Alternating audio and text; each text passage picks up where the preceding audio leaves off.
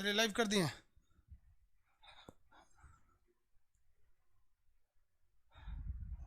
सब लाइव आ गए लोग, चारों सर्वर रेडी है ना। चलिए स्टार्ट करते हैं।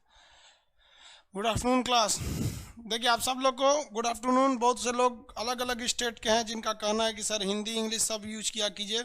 चलिए इंग्लिश यूज करते हैं लोग। आसियान में हम आपको 10 देशों के बारे में बताए थे। आप लोग आई होप हम आपसे ये उम्मीद रखते हैं कि आप लोग एटलस खरीद लिए होंगे। आप ऑक्सफोर्ड का एटलस लेंगे, आपको हम बताए हुए हैं। अब आप 8 एडिशन लीजिए या 9th एडिशन लीजिए, इससे कोई दिक्कत नहीं है। बस इतना ध्यान रखिएगा कि हम कौन सा चीज़ पढ़ाने वाले हैं वो आपके पास उसमें उसका पेज नंबर का आइडिया रहना चाहिए कि कहाँ वो पेज है। आप लोग को बस इतना याद रखिएगा कि ऑक्सफोर्ड का लीजिए, आपका मन अब जो भी ले लीजिए, स्कूल एटलस लीजिए या स्टूडेंट लीजिए, क्योंकि बहुत से लड़कों का कॉल बस इसी चीज़ का आ रहा है कौन सा ले। लेकिन कंपनी ध्यान रखिएगा हमेशा आपका रहना चाहिए ऑक्सफोर्ड। ठीक है, कोई भी ले लीजिए। आप इसका 8 एडिशन लीजिए या 9th एडिशन लीजिए, इससे कोई बात नहीं, जरूर ले लीजिएगा ये सब चीज़ें। ठीक है, आज गांधी जयंती, आज सब लोग को विश्व अहिंसा दिवस की ढेर सारी शुभकामनाएं। अपने जीवन में हमेशा अहिंसा का पालन कीजिए। मारपीट ये सब गलत बात है, इस सब पे ज़्यादा फोकस नहीं कीजिए। शब्दों में थोड़ा सा नरमी रखिए कि किसी से बात करिए, या बड़े हैं या छोटे या किसी से बात कीजिए, प्रेम से बात कीजिए, ताकि उस बात करने वाले को लगे कि यार किससे बात किए थे। आसियान में कितने देश थे? 10। आप 10 के नाम बताएंगे, ऊपर से 5 और नीचे में 5। ऊपर में आंख बंद करके इत्मीनान से जितना बोलते हैं उतना साथ साथ बोलिएगा, ज़्यादा अच्छा रहेगा। नहीं साथ बोलिएगा तो फिर गड़बड़ हो जाएगा। पहला इधर हो जाएगा म्यांमार, दिमाग में रखिएगा। म्यांमार के नीचे थाईलैंड है, म्यांमार थाईलैंड, म्यांमार थाईलैंड। उसके बाद Laos Cambodia, Laos Cambodia Vietnam, ये तो फ्रेंच ईस्ट इंडिया में आ जाएंगे सब।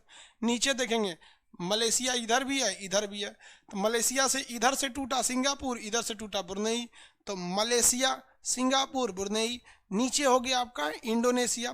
दुनिया का सबसे बड़ा द्वीपों का समूह यानी ग्रुप ऑफ आइलैंड्स कौन सा है?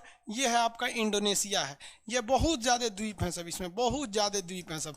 ये दुनिया का सबसे बड़ा द्वीप समूह। उसके बाद आपका फिलीपींस है। फिलीपीन की राजधानी मनीला है। फिलीपीन की राजधानी क्या है? मनीला। आपसे हम क्वेश्चन कहते हैं कि फिलीपीन की राजधानी मनीला। यहाँ पर एक बैंक है जिसका नाम है Asian development bank. Asian development bank का मुख्यालय फिलीपीन की राजधानी मनीला में है। ये आइडिया हम आपको हल्का फुल्का यहाँ तक आप लगा लिए होंगे।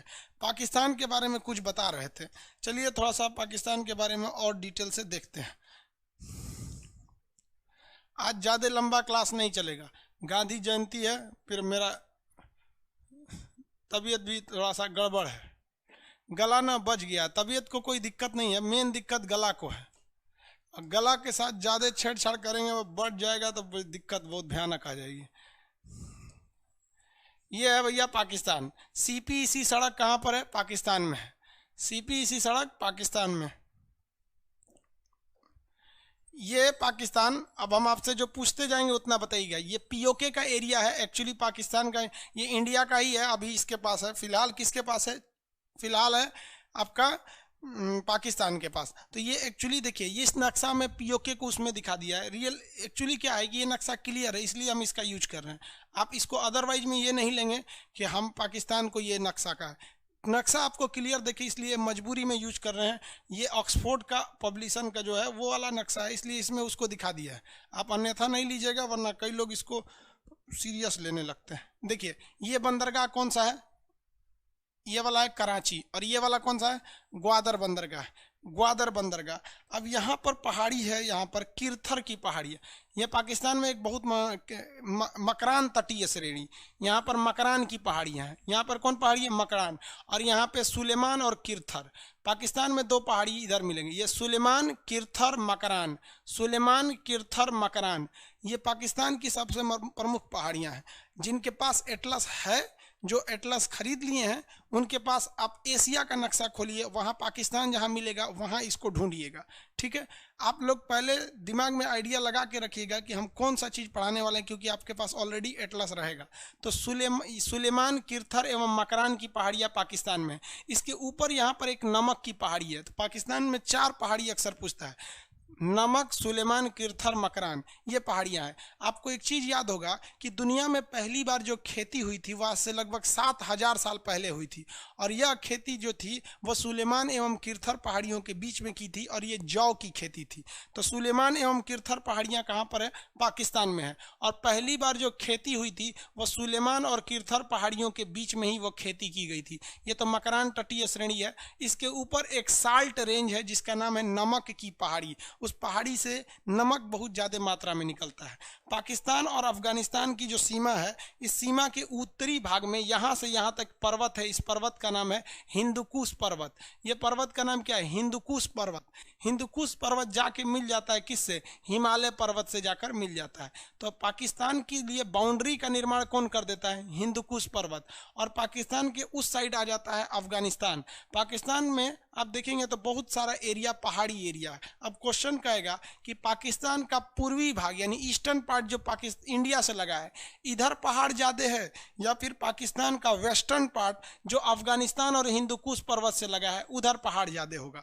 तो जेन्युइन है कि पहाड़ की मात्रा इस साइड में ज़्यादा है, क्योंकि अगर यहाँ देखेंगे आप पहाड़ को तो इस एरिया में आपका मकरान तटीय श्रेणी है, सुलेमान है, किरथर है, नमक की पहाड़ियाँ, वो ज़्यादातर पहाड़ इसी साइड में किया गया है, ये वाले में। और भारत के साइड वाला एरिया ज़्यादा हरा भरा है और इधर का एरिया उसके लिए सही है। इसमें 4 प्रमुख राज्य हैं सब, पाकिस्तान के 4 प्रमुख राज्य। सबसे बड़ा जो राज्य है वो आपका बलूचिस्तान है, जो कहता है कि हम पाकिस्तान में रहेंगे ही नहीं। बलोच सब अपने आप को कहते हैं कि हम पाकिस्तानी है ही नहीं है। वहाँ पाकिस्तानी सेना बहुत ज़्यादा जुल्म करती है बलोच में। बलोच के लोग भारत से कहते हैं कि आप हमारी मदद कीजिए। तो पाकिस्तान ये बात किसी से नहीं कहेगा कि हम बलोचों पर जुल्म करते हैं, लेकिन दुनिया में जाएगा ना तो पाकिस्तान क्या कहेगा कि भारत कश्मीर में जुल्म कर रहा है। भाई पहले एक बार खुद के गिरेबान में झांक लीजिए। अगर कश्मीर से हमारी सेना के ऊपर पत्थर न चले तो फिर कश्मीर के हमारी सेना पागल नहीं हुई है जो गोली मारेगी, क्योंकि हमारे इतने राज्य भी तो हैं, अन्य जगहों पे कहीं गोली मारा जाता है। लेकिन अगर कोई ये कहे कि नहीं हम कश्मीर को अलग कर देंगे, उसके बाद ये उम्मीद रखे कि हमारी सेना उनकी आरती उतारेगी, तो ज़रूर आपकी आरती उतारेगी, लेकिन वो आरती थाली के दिए से नहीं उतारी जाएगी बल्कि AK-47 के बुलेट से उतारी जाएगी। क्योंकि हमारे लिए देश, मजहब, इंसानियत सब बाद में, पहले हमारी देश की एकता और अखंडता की बात है। लेकिन बलूचिस्तान वालों पे जितना जुल्म होता है उतना भारत ने कभी नहीं किया। हाँ, कश्मीर में आतंकवाद को समझाने के लिए कोई आराम से समझाने वाला बात आतंकवाद नहीं है। आराम से समझाएंगे तो शहीद होते आ रहे हैं आज भी लोग। इसके बाद ये वाला आता है सिंध का एरिया, बताए थे। ये सिंध उसका खेती के लिए बहुत अच्छा एरिया है। इसी सिंध में एक बंदरगाह है, बंदरगाह का नाम क्या है? कराची बंदरगाह। सिंध में इस बंदरगाह का नाम क्या है? कराची बंदरगाह। अब ये जो सिंध है इसका एक शहर है, इसी सिंध प्रांत में आपका मिलेगा आपका मोहनजोदड़ो, जो वहाँ पे पाकिस्तान में था, चनहुदड़ो, ये सब पाकिस्तान का एरिया थे, मोहनजोदड़ो वगैरह सिंध का एरिया। सिंध के नीचे ये बलूचिस्तान मिलेगा। इसी सिंध प्रांत का रहने वाला एक जगह था नवाब शाह, जहाँ का रहने वाला था आसाराम बापू, वही जो बलात्कार कर दिया। तो आसाराम बापू बाद में आके यहाँ गुजरात में शिफ्ट हो गए, गुजरात और राजस्थान में चले आए, पाकिस्तान से आ गए। साले में लक्षण अभी भी वैसे ही है। भारत सरकार को भी कहना चाहिए पाकिस्तान से कि पाकिस्तान तुम दाऊद इब्राहिम को हमको दे दो, वरना हम तिहाड़ जेल से आसाराम बापू को छोड़ देंगे। छोड़ देगा, लेकिन नहीं छोड़ना चाहिए, वहाँ जाके ससुरा जनसंख्या बढ़ा देगा। ये बुढ़वा बहुत खतरनाक है। आगे देखिए कहाँ से आए आसाराम बापू, पाए हुए। तो ये एरिया हो गया आपका सिंध और ये वाला हो गया बलूचिस्तान। अब इसके अलावे आप पाकिस्तान का ये वाला एरिया देखेंगे तो इसे हम लोग कहते हैं लोग पंजाब, पंजाब, और ये हो गया पाकिस्तान। तो पंजाब में ज़्यादातर पाकिस्तान का अच्छे लोग यहीं पंजाब में रहते हैं, नेता, मंत्री, अधिकारी, ये सारे लोग पंजाब वाले एरिया में रहते हैं। इसके ऊपर का ये एरिया जो दिख रहा है आपको, उसको हम लोग खैबर पख्तूनवा कहते हैं, खैबर पख्तूनवा। तो ये खैबर पख्तूनवा का जो एरिया है ये ज़्यादातर आतंकवाद पीड़ित रहता है। खैबर पख्तूनवा का एरिया आतंकवाद पीड़ित रहता है। अब अभी पाकिस्तान ने एक नया संशोधन करके जम्मू कश्मीर का जो POK का एरिया था, ये पाकिस्तान, देखिए ध्यान से, कश्मीर के लोगों को कहता था कि तुम अलग देश हो जाओ, हम तुम्हें अलग देश होने में मदद करेंगे, और खुद इसको अपना एक राज्य घोषित कर लिया। अभी भी वहाँ के लोगों को समझ में नहीं आ रहा है कि आपको अलग घोषित करने के लिए कहेगा और उसके बाद आपको यहाँ क्या कह देगा कि भाई आप पाकिस्तान में मिल जाइए। हम कश्मीर के लोगों को ही कहते हैं आप अगर पाकिस्तान में मिलने जा रहे हैं ये सोचकर कि पाकिस्तान में मुसलमान ज़्यादा हैं, तो भैया हिंदुस्तान में भी 20-22 करोड़ हैं, सब यहीं रहिए ना। क्या आपको यहाँ के मुसलमान नहीं लगते हैं? वहीं वाला बम फड़ुआ आपको मुसलमान लगता है सर? कहीं बम फोड़ देगा सर, लुंगी में बम डाल देगा सर, उधिया जाएंगे नीचे कहीं से गया। अच्छा भाले उन सब को छोड़िए ना। आपको अगर आपको देश से ज़्यादा आपको इस्लाम प्यारा है तो यहाँ पे क्या कम इस्लाम वाले हैं? हिंदुस्तान में सब एक यहाँ भी रहते हैं, यहीं रहिए आप लोग। तो ये पाकिस्तान वाला है, लेकिन उन लोगों को बरगला के समझा के आप माइंड वॉश कर देता है उन लोग का। तो ये एरिया है। इसके अलावे अगर आप देखेंगे तो पाकिस्तान का जो ऊपर वाला एरिया है ना, ये जो खैबर पख्तूनवा है, ये आतंकवाद से बहुत भयानक पीड़ित रहता है। आतंकवादी यहाँ हमला करके भाग जाते हैं सब अफगानिस्तान में, और अफगानिस्तान के आतंकवादी हमला करके भाग आते हैं सब पाकिस्तान के इस एरिया में। तो पाकिस्तान के पास ज़्यादा कुछ है नहीं, चौपट हो गया बेचारा आतंकवाद को लेकर। और वहाँ के प्रधानमंत्री को चौपट कर दिया सब, वहाँ के मौलाना सब पाकिस्तान के प्रधानमंत्री को ले गया सब वहाँ पे। और देखिए दुआ मांगना चाहिए तो अच्छी बात है, दिल से दुआ मांगना चाहिए। आप हिंदू हैं तो प्रणाम करके ऐसे हाथ जोड़ के दुआ मांगिए, मुसलमान है तो दुआ मांगिए। लेकिन इसके बाद भी आप ये देखिए कि आप किसी पद पर बैठे हैं तो वहाँ इमरान खान को रो रो के दुआ मांग रहा था सब, अब उसको मीडिया ने दिखा दिया। आप दिल से दुआ मांग रहे हैं तो मीडिया के सामने काहे मांग रहे हैं? दिल से दुआ मांग रहा है, कमरा में बंद होकर मांगिए कि हमारे देश को बचाइए, है कि नहीं? अभी प्रधानमंत्री के पद की गरिमा है, रो रहे हैं, दे दीजिए भाई, अच्छी बात है, आप मांगिए, हम ये नहीं कर रहे हैं। लेकिन जो चीज़ें पर्सनल हैं उनको पर्सनल रहने दीजिए। आपको मांगना है तो, लेकिन क्या कौन समझाएगा इसको? बुद्धि नाम का चीज़ें नहीं, पूरी इंडिया पूरा दुनिया मीडिया उसको हाईलाइट कर देगी, देखिए रो रहा है यहाँ पर। तो ये पाकिस्तान का एरिया है, इसके पास कुछ है नहीं। इसका ये वाला एरिया अफगानिस्तान। अब यहाँ देखिए इस नक्शा को हम हटाते हैं, इंडिया का नक्शा लाते हैं।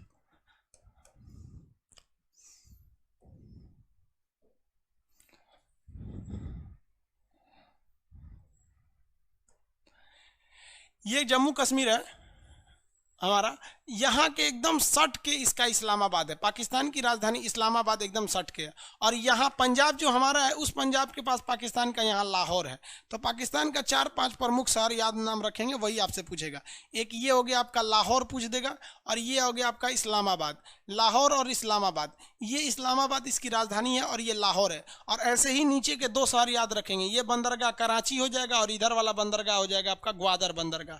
वहाँ पे कराची, ये हो गया लाहौर, ये हो गया आपका इस्लामाबाद। इस्लामाबाद के जस्ट ऊपर में आपको रावलपिंडी जिला है। अब आपके पास एटलस नहीं है तो हम आपको कैसे दिखाएंगे, इसलिए 2 दिन टाइम है आपके पास। सैटरडे संडे क्लास नहीं चलेगा।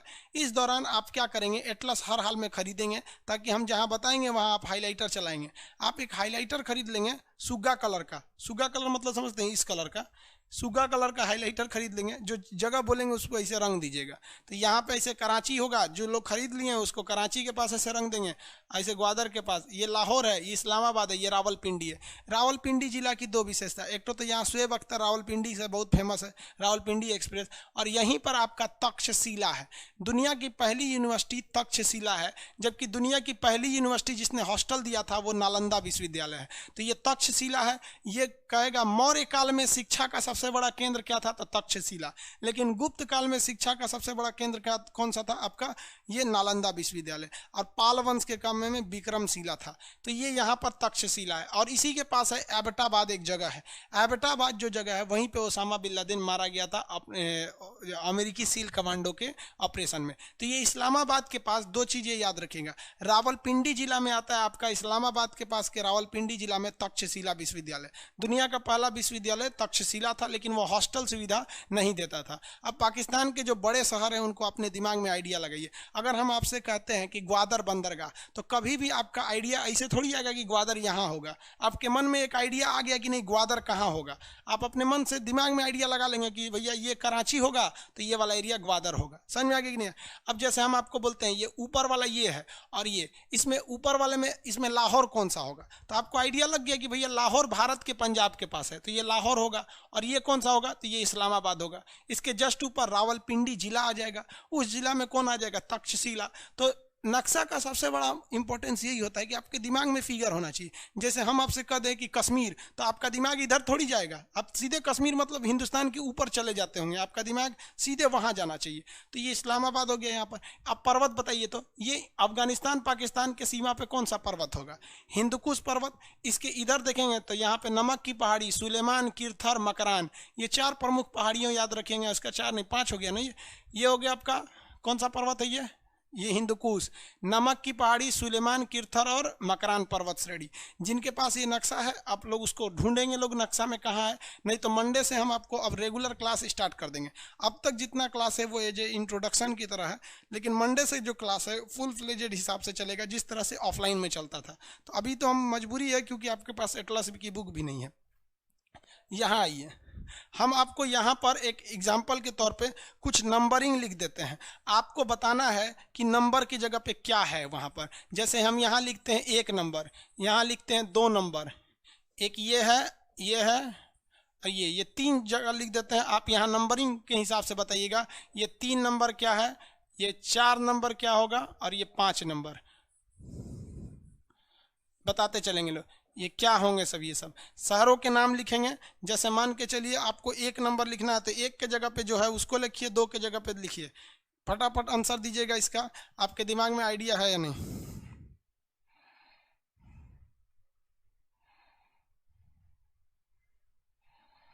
आंसर दीजिए। 1 नंबर ग्वादर सही है।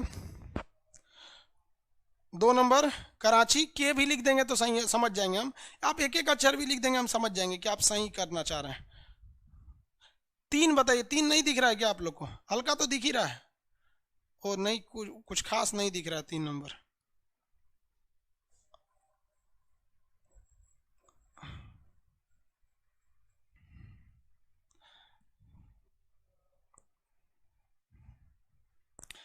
तीन चार अब तो दिख रहा हो ना? 5, 3 4 5 सब बताएंगे। Very good.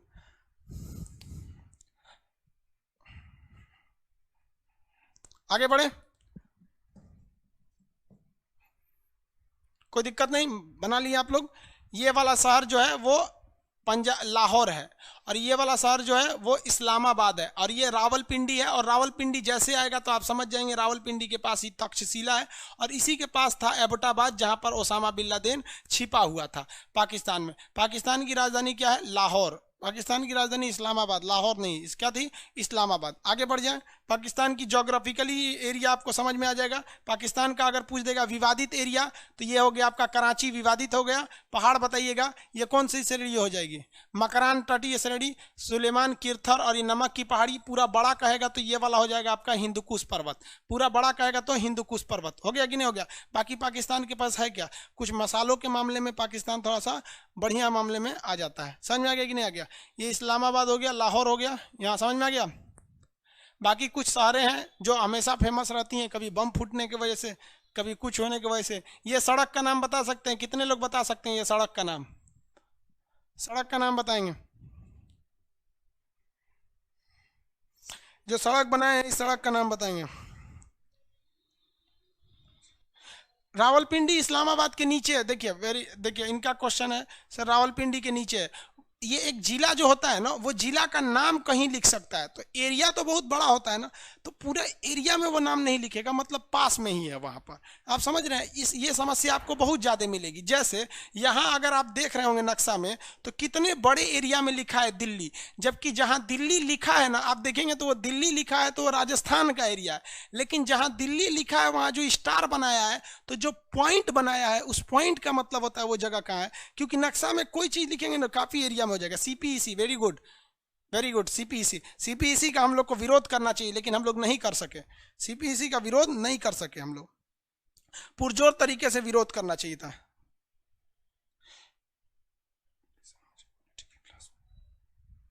ये कौन कर रहा है? प्लीज सर मुझे पॉलिटी की क्लास में अलाउ करें। इसको क्या दिक्कत है? पॉलिटी की क्लास में क्या लिए इसको अलाउ करना है? देखिए तो इसको निकाला गया है क्या पॉलिटी की क्लास से कि एडमिशन नहीं हो पा रहा है इसका?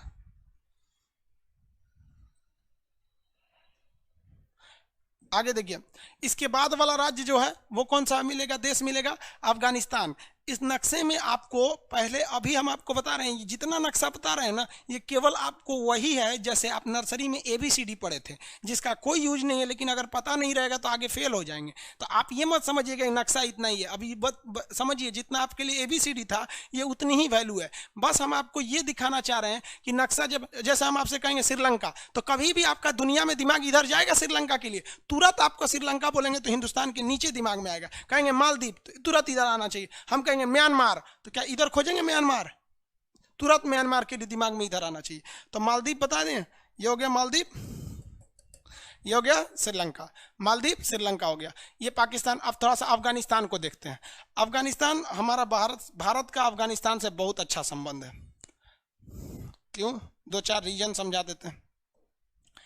ये अफगानिस्तान दुनिया का एक ऐसा, मतलब एक लैंडलॉक कंट्री है। अफगानिस्तान कैसा है, लैंडलॉक कंट्री है। लैंडलॉक को हिंदी में कहा जाता है भूबद्ध देश। क्या कहा जाता है, भूबद्ध। अब अगर भारत का ओरिजिनली नक्शा देखेंगे तो अफगानिस्तान की सीमा भारत से लगती है, 158 किलोमीटर लंबी ये सीमा लगती है, लेकिन पाकिस्तान ने इसको कब्जा कर रखा है, इसलिए अभी डायरेक्ट हमारी सीमा अफगानिस्तान से नहीं लगती है। अब जियो पॉलिटिक्स को समझिएगा, जो लोग पॉलिटी फाउंडेशन बैच के स्टूडेंट हैं वो लोग को भी ध्यान से समझिएगा कि आपका इंटरनेशनल रिलेशन समझने में ये मदद करेगा, इंटरनेशनल रिलेशन में मदद कर। रविंदर कुमार, आप पॉलिटी का क्लास नहीं देख पा रहे हैं तो आप अपने एप्लीकेशन में कोई गड़बड़ी होगा या परचेज नहीं कर पाएंगे।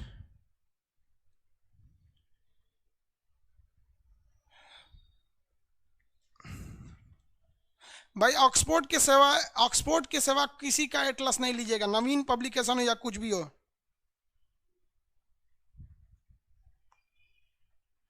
दरोगा बैच का नामांकन नहीं हो रहा, एडमिशन क्लोज हो गया, सर्वर भर गया है। आप ये जो फ्रंट एंड का सर्वर मैक्सिमम कैपेसिटी पे जा रहा है, फ्रंट एंड वाले को 7000 से ज़्यादा नहीं देने दीजिएगा, बाकी को AWS पे या फिर बैकएंड पे भेजिएगा, वरना ये भी चला जाएगा। जिसका भर गया वो नहीं हो पाएगा। अब यहाँ कंटिन्यू समझिए, ये अफगानिस्तान जो है ये हमारी सीमा लगती थी लेकिन अभी नहीं लगती है, फ्यूचर में फिर लगने लगेगी जब हम POK को लेकर वापस आ जाएंगे तब।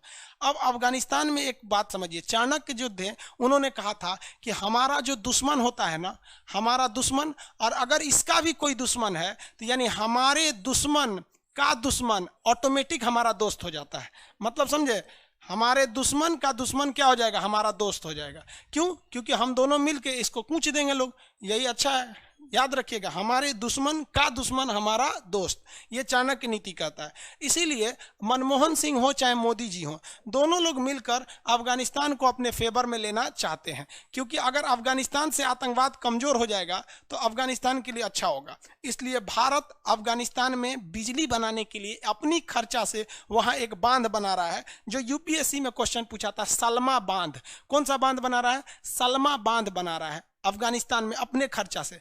अफगानिस्तान में भारत अपने पैसा से, अपने खर्च से भारत अफगानिस्तान में वहाँ का संसद भवन का निर्माण कर रहा है। वहाँ का क्या बना रहा है, संसद भवन का निर्माण बना रहा है। तो सलमा बांध और संसद भवन बना रहा है। भारत अपने पैसा से अफगानिस्तान को हेलीकॉप्टर और हवाई लड़ाकू जहाज दे रहा है ताकि वहाँ के आतंकवादियों का सफाया करो, क्योंकि वो आतंकवादी सीधे आके भारत में हमला कर देंगे, तो हम लोग उसको मदद कर रहे हैं। अफगानिस्तान पूरी तरह से पहाड़ी एरिया है, यहाँ पूरा पहाड़ होता है और अफीम बहुत ज़्यादा मात्रा में होता है।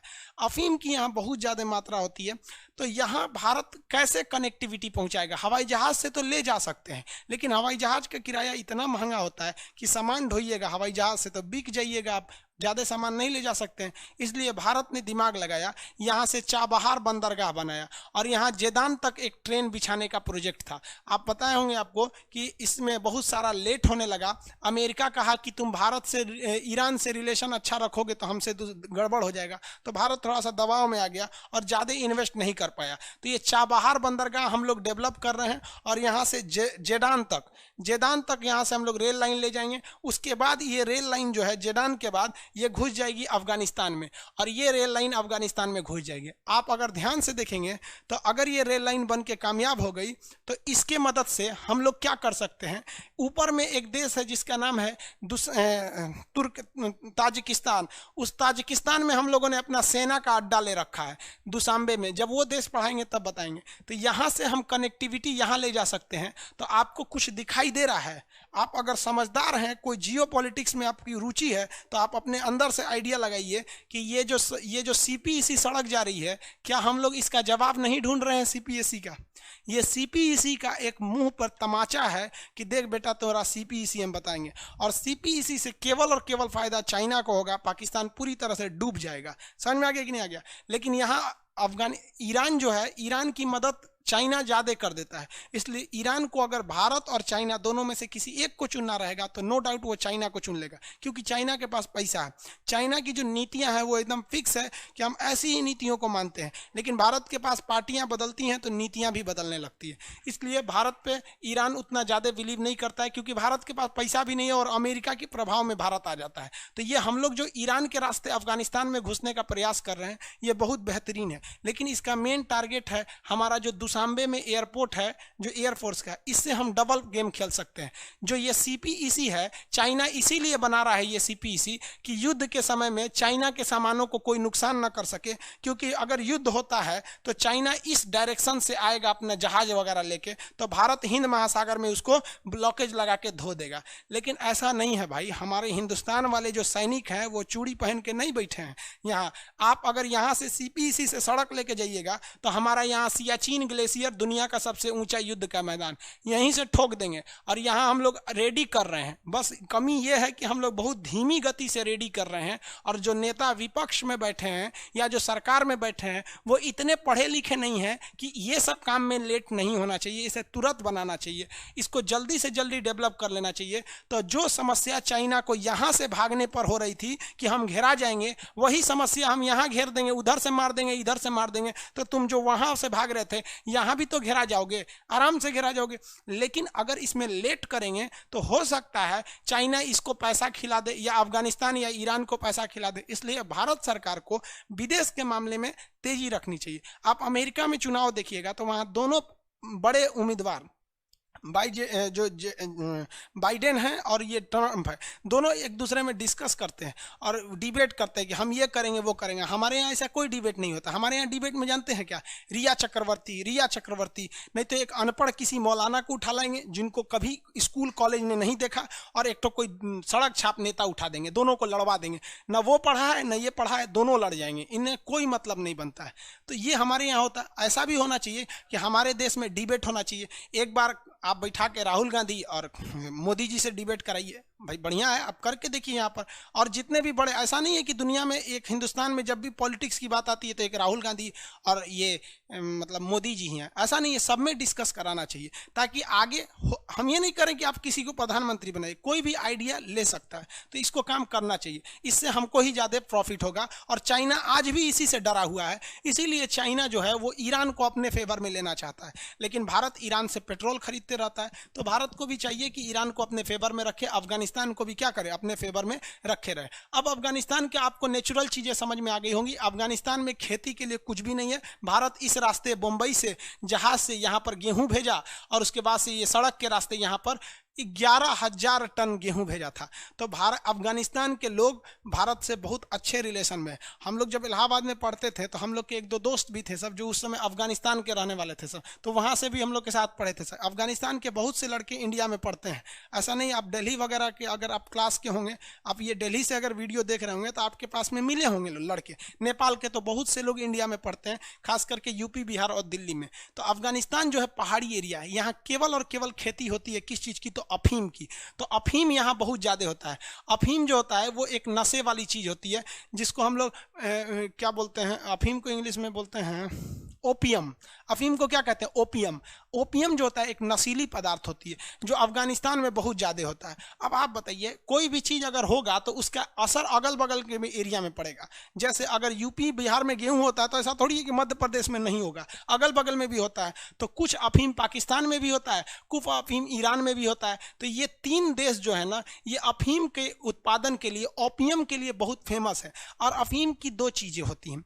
अफीम का यूज सेना भी करती है, क्योंकि जब सेना को गोली लग जाती है ना तो अफीम से ही बनाया गया मार्फिन जो दवा होती है वो खा लिया जाता है तो आपको गोली का दर्द नहीं होगा। तो सेना को भी जरूरत है, डॉक्टर को भी जरूरत होती है, जब बेहोश करेगा या दर्द होगा, गोली वगैरह निकालता है तो वहां पे भी अफीम की जरूरत है, दवा बनाने में भी। और जो नशेड़ी होते हैं लोग, आजकल तो फिल्म इंडस्ट्री जो अफीम पे घुस गया, अफीम पी के टुल रही है यहाँ पर, तो उनकी जरूरत है। तो अफीम भले ही इलीगल चीजें हैं, लेकिन इलीगल चीजों का इंटरनेशनल मार्केट में वैल्यू ज्यादा होता है।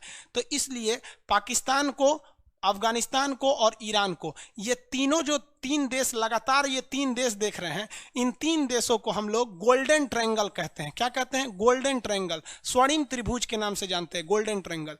ये तीन ऐसे देश हैं जिनके पास दुनिया का सबसे ज्यादा अफीम है, ये अफीम की मात्रा में ज़्यादा रखते हैं, इसलिए अफगानिस्तान में अफीम का उत्पादन ज़्यादा हो जाता है। इन तीनों गोल्डन ट्रायंगल में सबसे ज़्यादा अगर ओपीएम यानी अफीम कोई बनाता है तो अफगानिस्तान बनाता है। अब यहाँ ध्यान से देखिएगा, अफगानिस्तान के ऊपर के जितने देश हैं, कजाकिस्तान, किर्गिस्तान, ताजिकिस्तान, तुर्कमेनिस्तान, ये जितने देश हैं ये पहले रूस का हिस्सा थे, सब सोवियत संघ का हिस्सा थे सब। ये रूस की बाउंड्री यहाँ तक थी।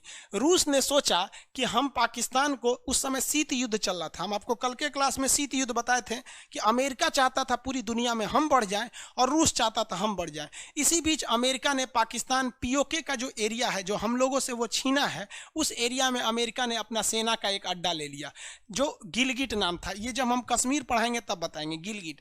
तो रूस ने कहा कि तुमने गिलगिट ले लिया है, तो रूस इस गिलगिट के जवाब को देने के लिए अफगानिस्तान पर हमला कर दिया। तो क्वेश्चन आएगा, अफगानिस्तान पर हमला सबसे पहले किसने किया? तो रूस ने किया था हमला। किस लिए? क्योंकि रूस पाकिस्तान को घेरना चाहता था। अगर पाकिस्तान को घेर लेता तो वो अमेरिका के इस जो अड्डा लिया हुआ है यहाँ पर, उसका जवाब दे सकता था।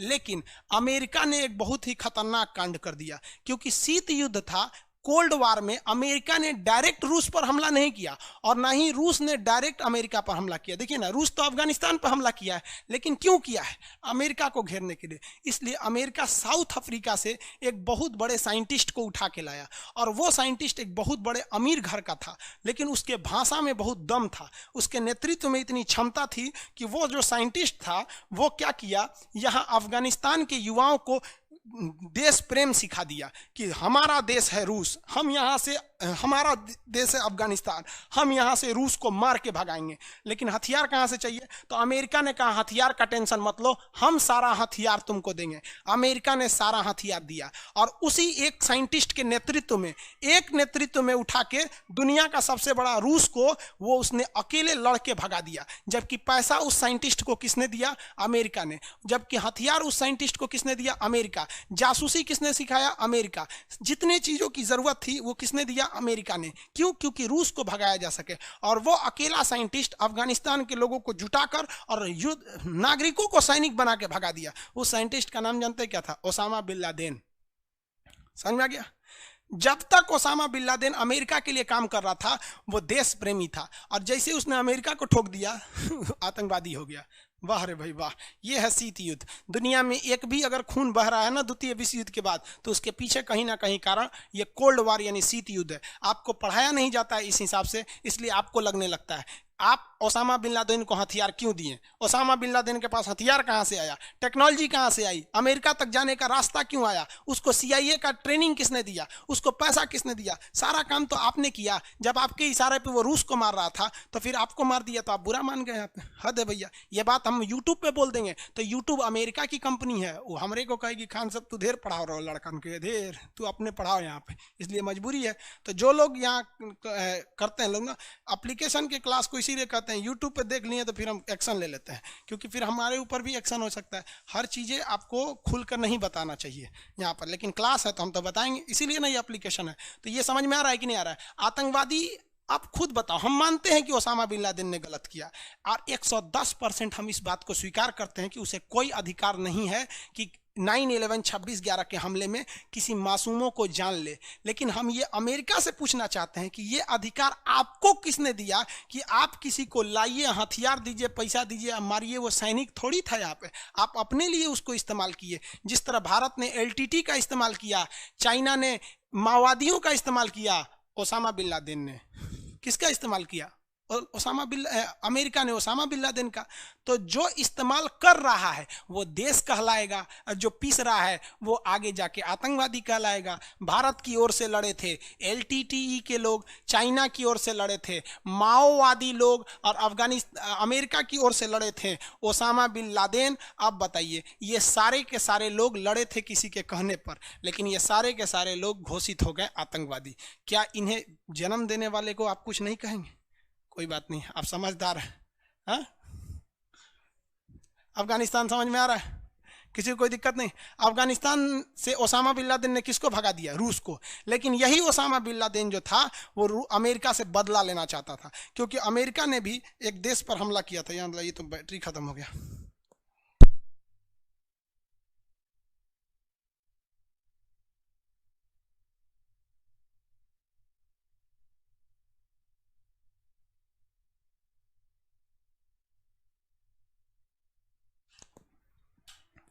बैटरी खत्म हो गया था इसलिए आवाज रुक गई होगी। देखिए, अब आप कहिएगा कि ओसामा बिन लादेन ने अमेरिका पे क्यों हमला कर दिया, तो इसकी कहानी पुरानी है। 1948 में अमेरिका ने फिलिस्तीन पर बम गिराया था और वहां के मुसलमानों को भगा दिया वहां से, और कहा कि यहां पर हम एक नया देश बनाएंगे, इजराइल। तो उसी इजराइल का बदला लेने के लिए अमेरिका ने ओसामा बिन लादेन ने अमेरिका पे बम गिरा दिया, और कहा अमेरिका से कि फिलिस्तीन पर जब तुमने बम गिराया था तो बोलो वहां के लोगों की क्या गलती थी। हम ये बात मानते हैं, ओसामा बिन लादेन ने कहा था, हम ये बात मानते हैं कि हमारी जो हवाई हमला हुआ था इसमें अमेरिका के जो मारे गए लोग हैं उनकी कोई गलती नहीं थी। लेकिन अगर पूरी दुनिया में बम चलाने का अधिकार केवल अमेरिका को तो नहीं है। अमेरिका ने वियतनाम में इसी शीत युद्ध में 27 करोड़ बम गिरा दिए थे, वहां का तो पूरा तहस नहस कर दिया था। 27 करोड़ बम गिराया था। हम आगे बताएंगे आपको। ये शीत युद्ध इतना छोटा तो है ही नहीं है, ये आज तक चल रहा है शीत युद्ध। तो दुनिया में सबसे ज्यादा जान लिया तो कोल्ड वार ने लिया। कोल्ड वार, कोल्ड वार क्या था कि हम तुमको आगे नहीं देख सकते, तुम हमको आगे नहीं देख सकते। आज भी आप देखिएगा, आपकी जब पत्नी की आपका जब शादी हो जाएगा तो आपकी पत्नी में और आपकी ननद मतलब बहन में, ये वो दोनों तो ननद लगेंगी, से ननद भौजाई, तो ननद भौजाई में आज भी शीत युद्ध चलता है। डायरेक्ट नहीं लड़ेंगे सब, लेकिन दूसरे को लड़वा देंगे सभी सब। इसमें समझदार व्यक्ति वो है जो समझ जाए शीत युद्ध क्या है। समझ में आया कि नहीं है? किसी को दिक्कत? आगे देखते हैं अफगानिस्तान के बारे में। धीरे धीरे रूस पूरी तरह से टूट गया। 1991 में रूस टूट गया, 15 देशों में टूट गया। 15 देशों का नाम याद करा देंगे, आप टेंशन नहीं लीजिए। ये अफगानिस्तान हो गया। अब अफगानिस्तान के लोग भी कुछ गलती कर दिए, देखिए कैसे। अफगानिस्तान में ओसामा बिन लादेन जब मारा गया तो उसके बाद ओसामा बिन लादेन का जब पोल खुल गया तो यहाँ पर तालिबान एक आतंकवादी संगठन है, उसका यहाँ पर उदय हो गया, तालिबान वालों का। और अफगानिस्तान यहाँ पे, अब इन आतंकवादियों को हम समझ में नहीं आता।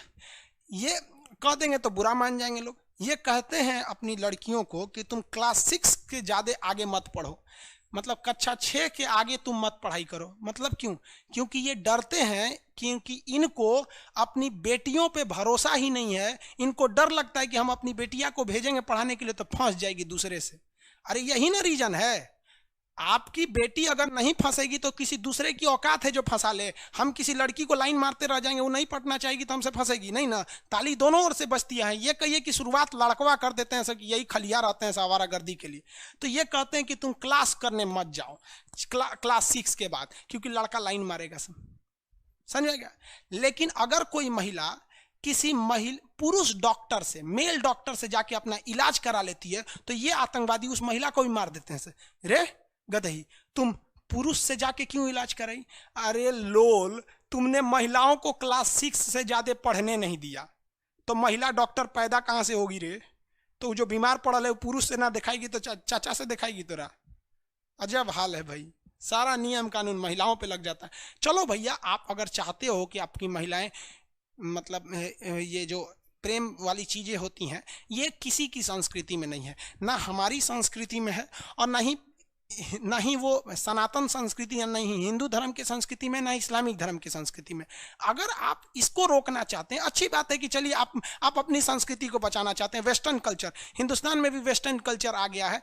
यहाँ पे भी लड़कियों को कहिए तो आप अपने दिमाग लगाते, तो कम से कम लड़कियों के लिए अलग कॉलेज खोल दीजिए। हिंदुस्तान में आज भी लाखों ऐसे कॉलेज है जिसमें केवल लड़कियां पढ़ती हैं।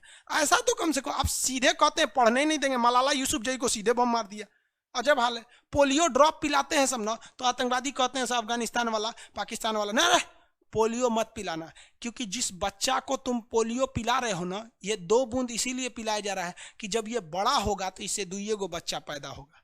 अब जरा आप सोचिए, इन सालों को ये समझ नहीं है कि ये बच्चा बड़ा होकर आगे डॉक्टर बने कि इंजीनियर बने, इसका टेंशन नहीं है। उनको टेंशन इस बात का है कि बड़ा होकर धड़ाधड़ बच्चा पैदा करे। अरे भैया, इतना बच्चा पैदा करने का शौक है तो भेज दो अपने अपने मेहरारू लोग को हिंदुस्तान में। अब बोलो कि इनको गर्भवती करके भेज दो, यहाँ से भेज देगा सब वहाँ पे। अजब हाल है, ये पाकिस्तान अफगानिस्तान वालों को समझे में नहीं आता है यहाँ पे। ये गलत चीजें हैं ना। ये पोलियो 2 बूंद पिलाइएगा अगर किसी को, तो आप बताइए 2 बूंद पोलियो पिलाने से 2 लड़का होगा। अब वहाँ की सरकार भी लोल है, कहती कि ना 2 बूंद, अरे कटोरा से पियाओ, सोचो 1 कटोरा पिया दो।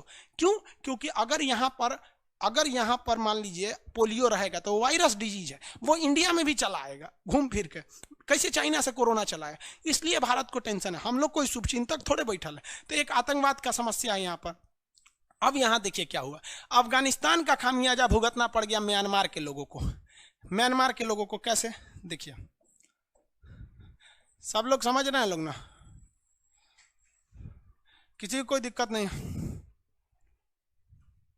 सर आपका कितना यूट्यूब चैनल है? मेरा एक ही यूट्यूब चैनल है, खान सर, खान जी श्री सर। अरे कुछ कुछ लोग नकली चैनल बना देते हैं, उन लोग को भी कहते हैं नाम चैनल पे एकदम स्पष्ट नाम लिख दीजिएगा, ये खान सर का ओरिजिनल चैनल नहीं है, सीधे, नहीं तो किसी दिन हम उठेंगे तो फिर एक्शन ले लेंगे। देखिए इनका खामियाजा कैसे, भाई कमेंट में नहीं ध्यान दीजिए। यहाँ देखिए, अफगानिस्तान में एक जगह है बामियान, अफगानिस्तान का एक जगह है बामियान, उसकी राजधानी काबुल के पास है। उसकी अफगानिस्तान की राजधानी काबुल के पास है बामियान। इस बामियान में महात्मा बुद्ध की दुनिया की सबसे ऊंची मूर्ति थी। वो एक पहाड़ को काटकर बनाया गया था मूर्ति बामियान में। वो बहुत ही बड़ी मूर्ति थी बामियान की। आपको अगर वो दिखाएंगे मूर्ति तो देखिएगा, बामियान की जो मूर्ति थी उसको मार के गिरा दिया अफगानिस्तान वालों ने। अब देखिए इतनी बड़ी मूर्ति थी जो, इसको बम से मार दिया। क्या जरूरत थी बम से मारने की मूर्ति को? इतना बड़ा मूर्ति इतना मेहनत से बनाया गया था, अब बम से उड़ा दिया लोगों ने मूर्ति को।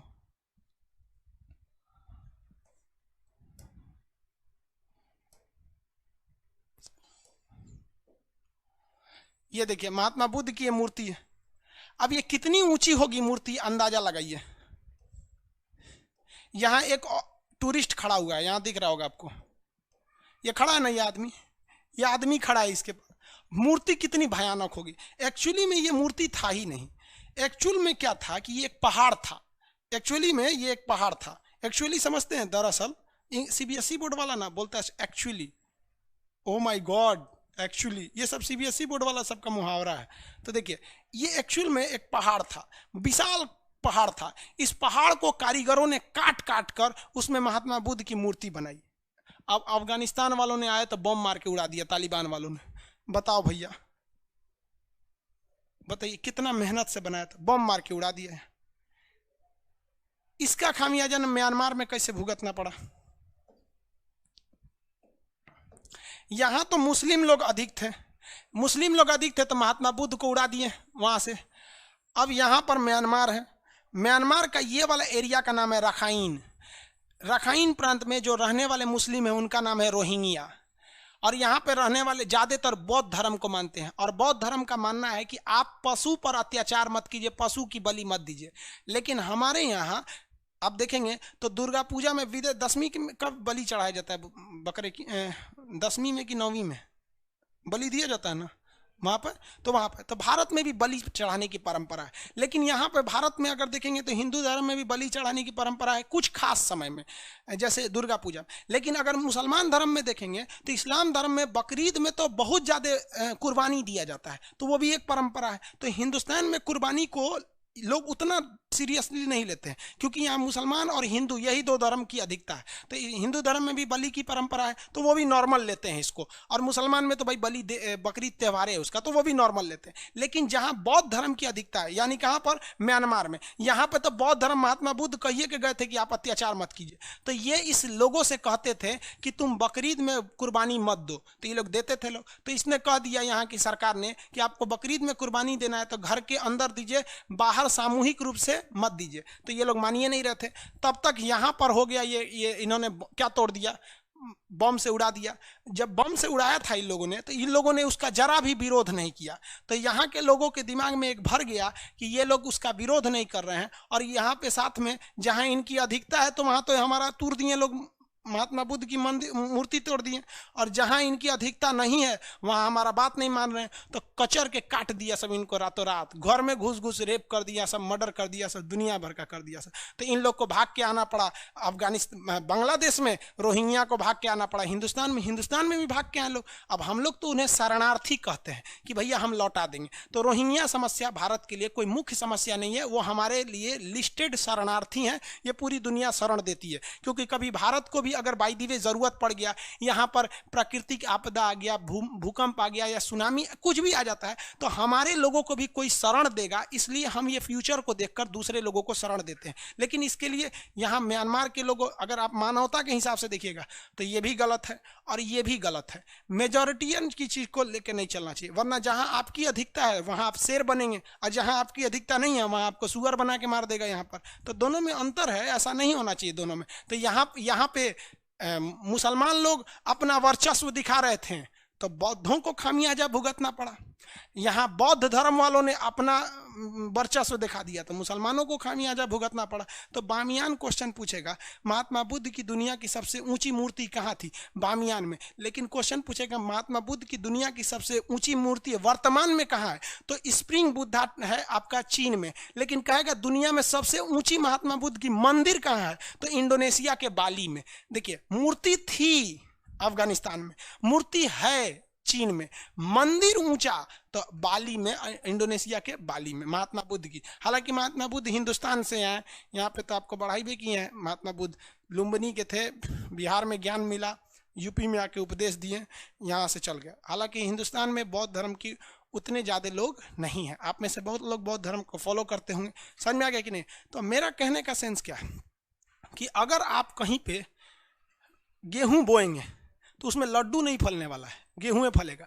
अगर आप जहर बोएंगे तो जहरे फैलेगा। तो सबको मिल बांट के रहना चाहिए। आप यहाँ पर अगर उस महात्मा बुद्ध की जो मूर्ति थी, आज अफगानिस्तान की अर्थव्यवस्था कितनी चौपट हो गई है, अगर उस मूर्ति को अच्छा से सजा देता और 100 रुपया टिकट देता ना कि 100 रुपया में आके देखो, तो चाइना वाले जाते उस मूर्ति को देखने, भारत के बौद्ध लोग जाते, लोग म्यांमार वाले जाते, जापान वाले, ये सब बौद्ध वाले हैं सब, थाईलैंड वाले, ये सब जाते सब, और अफगानिस्तान बहुत ज़्यादा पैसे से अमीर हो जाता है। और आपको विश्वास नहीं है ना, तो आप एक बार बिहार आइएगा और बिहार में बोध गया जाइएगा। बोध गया में लोग जिंदा रहते हैं ना, तो उन्हीं टूरिस्टों के खाने के बदौलत बहुत फायदा होता है। आप गोरखपुर के कुशीनगर आइएगा, जब बौद्धों का मेला लगता है बहुत सारी इनकम होती है, तो आप इस तरह से भी कमा सकते थे। और बम मार दिए तो केवल गाली सुने, इससे ज़्यादा तो कुछ नहीं हुआ, क्योंकि एक सभ्य समाज की ये परंपरा नहीं होती है। तो ये अफगानिस्तान में भी एक समस्या थी जिसे लेकर अफगानिस्तान झेल रहा है, जिस वजह से हमारी सारी नीतियाँ वहाँ सक्सेस नहीं होती है। अफगानिस्तान के पब्लिक हम हिंदुस्तानियों को पसंद करते हैं, अफगानिस्तान की गवर्नमेंट हम हिंदुस्तानियों को पसंद करती है, लेकिन जो वहाँ उग्रवादी संगठन है उन लोग के आंख में हम लोग खटकते हैं। हमारा बस चलता, हमारा कब्बे उठा के मार देगा सब। इसलिए कहते हैं कि यूट्यूब पे इस वीडियो, इस सब चीज़ को यूट्यूब पे नहीं बता सकता आदमी खुल के, क्योंकि नॉर्म्स होते हैं उसके। आप समझ रहे होंगे इस अफगानिस्तान वाला इशू को, समझ में आ गया कि नहीं आ गया? किसी को कोई दिक्कत है? अफगानिस्तान समझ में आ रहा है? प्रवीण कुमार शर्मा जी, सर आप गजब पढ़ाते हैं। अरे भाई अभी तो शुरुआत हुआ है, अभी आप जाने का है। सर रोड खत्म, सर सीपीएससी रोड खत्म हो सकता है क्या? खत्म कैसे हो सकता है? मार के गिरा दीजिए, और कैसे खत्म होगा? सिंपल सा रास्ता है, सीपीएससी को खत्म करना। इनका भी कहना है सर सीपीएससी बन गया, चलिए कोई बात नहीं, अब खत्म कैसे होगा? तो खत्म भी हो सकता है। देखो भैया, ये हमारा कश्मीर है, ठीक है, ये पीओके ले गया है, हम अपना पीओके वापस ले आएंगे तो ये यहीं खत्म हो गया, ये यहाँ पे आके रह जाएगा, यहाँ आ जाएगा, खत्म हो जाएगा बाबू, कुछ दिक्कत नहीं है, आप टेंशन नहीं लीजिए। बकरे की अम्मा कब तक खैर मनाएंगे? एक ना एक दिन तो उसको कटना ही है, एक ना एक दिन हम लेके आएंगे उसको, पीओके को हम लोग लेकर आएंगे। समझ में आ गया कि नहीं आ गया? आप लोग आगे बढ़िए बाबू, हम लोग क्या कर सकते? आप आगे बढ़िए, पढ़िए लिखिए, बड़े बड़े अधिकारी बनिए, वहां जाके संभालिए। हम लोग तो अपनी जिंदगी का जी चुके, अब हमारे क्या कर सकते हैं, आपकी सेवा कर सकते। आप इस देश के नए सितारे हैं उभरते हुए, आप बढ़िए। जिस दिन आप बढ़ेंगे ना, जिस दिन आप पढ़े लिखे रहेंगे, उस दिन सरकार के आंख में आंख डाल के कहेंगे कि आप पीओके लाएंगे ना तो अगली बार वोट देंगे, आप ये करिएगा तब हम ये करेंगे। वरना अगर आप अनपढ़ रहेंगे ना, केवल जाति धर्म में बटे रहेंगे, तो हम अपने हिंदुस्तान को बहुत खोएंगे। आपको अपना हिंदुस्तान बहुत अच्छा दिखता होगा केवल अगर आप हिंदुस्तान में रह के हिंदुस्तान को देखेंगे तब, लेकिन अगर दूर से देखेंगे तो आपको लगेगा कि इन नेताओं ने हमसे क्या क्या नहीं छीना। उतना छीन लिया जितना ये छीन सकते थे, हर चीज गंवा दिया। ना ही हमारा ईरान से अच्छा सा दोस्ती है, ना ही अफगानिस्तान से अच्छा से दोस्ती है, श्रीलंका से, नेपाल जो कुछ नहीं कर सकता था आंख दिखा रहा है। क्यों? क्योंकि हम लोग ने उस हिसाब से सोचा ही नहीं। उससे गड़बड़ी हमारी भी है, हम लोग ने वैसे ही लोगों के चुन के ही भेजा जिनको कोई मतलब ही नहीं रहता है। समझ में आ रहा है कि नहीं आ रहा है? आई होप आप इसको समझ रहे होंगे। आज गांधी जयंती है, इसलिए आज अब मार धार वाला चीज बहुत कम बताना चाहिए, लेकिन देखिए आज मार धार वाला चीज बता दी, इसलिए आज हम ज्यादा नहीं पढ़ाएंगे, समय भी हो गया सर। हिस्ट्री वगैरह सारी चीजों को पढ़ाएंगे, आप टेंशन नहीं लीजिए बाबू। 9th एडिशन में इतना डिटेल नहीं दिया है, डिटेल दे देगा वो तो सर का नाम लिख देगा, और क्या डिटेल थोड़ी देने वाला है। चलिए आप लोग इसको समझेंगे, लोग बुक्स वगैरह लेंगे, लोग एटलस वगैरह ऑक्सफोर्ड का ले लेंगे, जो आपको अच्छा लगेगा आप ले लीजिएगा, हमसे से कोई जबरदस्ती नहीं है। हम यहाँ बताएंगे, आप पाकिस्तान का उसमें नक्शा खोलें। सर आपका मेरा फर्स्ट क्लास था, कोई बात नहीं, आपका फर्स्ट क्लास है। आप इस प्रीवियस क्लास में देखिए, जब हम लाइव आएंगे तभी लाइव वाला सेक्शन खुलेगा, लाइव नहीं रहेंगे तो नीचे आपका प्रीवियस क्लास करके खुल जाएगा, आप उसको पढ़ लीजिएगा। मेरी तबीयत ठीक नहीं है, थोड़ा गला बच गया है, इस वजह से ज़्यादा नहीं चिल्लाएंगे। आप तेलंगाना से हैं सर, इंग्लिश यूज किया करिए ज़्यादातर। भाई हम इंग्लिश ज़्यादा यूज करेंगे ना तो एक्चुअली ज़्यादातर लड़के जो हैं सब वो हिंदी मीडियम के, फिर उनका बाउंस करने लगेगा। कौन कहता है म्यांमार से? बेवकूफ़, झूठ बोलता है तुम। इंडिया के बाहर मेरा ओटीपी ही नहीं जा सकता है, क्योंकि इंडिया के बाहर ओटीपी भेजने के लिए हम अलाउ ही नहीं किए। बोलता है म्यांमार से। अरे बकलोल।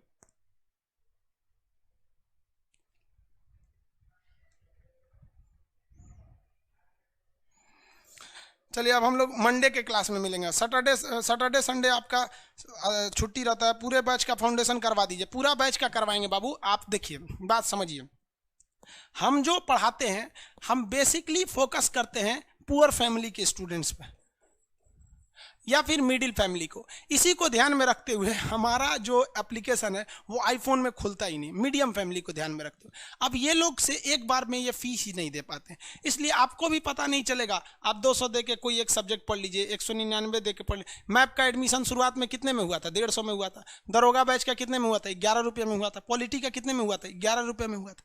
कोई भी इंफॉर्मेशन हम आप ही को पहले देते हैं। आपको पता है जो मानचित्र का बैच है वो लगभग भर चुका है। नया सर्वर अभी लिए हैं जिसको हम 3 लाख तक लेके गए हैं। अब हम आज जाएंगे यूट्यूब पर बोलेंगे कि जिनको एटलस में एडमिशन लेना है एडमिशन ले लीजिए। सोचिए हम एटलस यहाँ पे बता, अब वो आएंगे तो 4 क्लास पीछे का देख लेंगे। समझ में आ रहा है कि हमेशा हम आप लोग को पहले प्रायोरिटी देते हैं, लेकिन तबीयत ठीक नहीं इस वजह से हम ज़्यादा क्लास नहीं ले पा रहे हैं। फ्रंट इन भर गया है। अब आप लोग भाई वेट करिए, अब ज़्यादा नहीं हो पाएगा, फ्रंट इन सर्वर पर लोड ज़्यादा हो गया। अब अगला क्लास हम लोग कब मिलेंगे? लोग मंडे के क्लास में मिलेंगे। आई होप आप समझ रहे होंगे। दिमाग में आइडिया लगाइएगा, जो पढ़ा रहे हैं अपने दोस्त यार मोहल्ले में बताइएगा, क्योंकि सबको सौभाग्य नहीं होता है पढ़ने का। जो अनपढ़ भी हो गए हैं ना, जो बूढ़े हो गए हैं 60 साल 70 साल, उनको भी बताइए ताकि वो अपने बच्चों को जिनको गोदी में खिलाते हैं दादा वो भी उनको सिखा सके कि देखो अफगानिस्तान ये था। क्योंकि हमारे अकेले पढ़ने से कुछ नहीं हो सकता। आप पढ़िए, आप जिनको सेवा करना चाहते हैं उनको करिए। कोई ज़रूरी नहीं है कि जिनको नौकरी लेना है बस वही पढ़े। समझ में आ रहा है कि नहीं? मैं नेक्स्ट क्लास में मिलेंगे। आप सब लोग को जय हिंद।